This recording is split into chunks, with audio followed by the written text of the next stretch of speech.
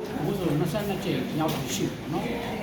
14လ6ကျင်း9ကျင်းဒါမလေးရှင်ကအပြင်မှာမရှိဘဲနဲ့လုပ်ခဲ့ရတဲ့အရှိနေပဲလေနော်ဆိုတော့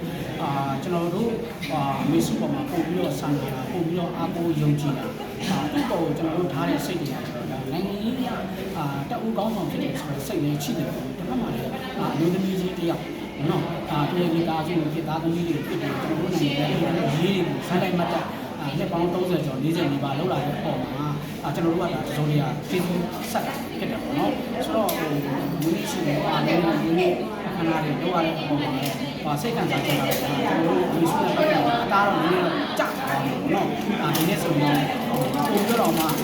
ဒီရှင်တွေပုံပြီးတော့ဒီကတိမ်မှန်းမသိရှင်မှန်းမသိဆိုတဲ့အချိန်တွေလည်းရှိနေတယ်ဆိုတော့အဲ့ဒါကိုဘာလို့လဲကိုယ် live အစီအစဉ်တွေလုပ်နေကြတယ်ဆိုတော့ကျွန်တော်တို့ကတော့နိုင်ငံကြီးကပြောမယ်ဆိုတော့စိတ်ကစားခြင်းတွေပြောနေတယ်စားအဆုံးမပြောလို့တော့စားစစ်ကြီးတက်ချစ်ချင်တာရှိနေတယ်ဆိုတော့ကျွန်တော်ပထမအစိတ်နဲ့မြင်နေတယ်မြင်ချင်တယ်ဒုတိယအစိတ်နဲ့အမြင်စုချက်ချင်းလုပ်ပြီးစေချင်တယ်ဒုတိယအစိတ်တွေကတော့ကျွန်တော်တို့ကဒီလိုစားလို့စားနေကြတယ်ခေါင်းဆောင်တွေအားလုံးပေါ့နော်ပါဝင်တဲ့သူတွေအားလုံးမစ်တာကိုချိန်ချင်းကျွန်တော်တို့ရဲ့ခေါင်းဆောင်ရှိနေသေးတယ်ဆိုတာကိုလည်းကျွန်တော်တို့ကပါချင်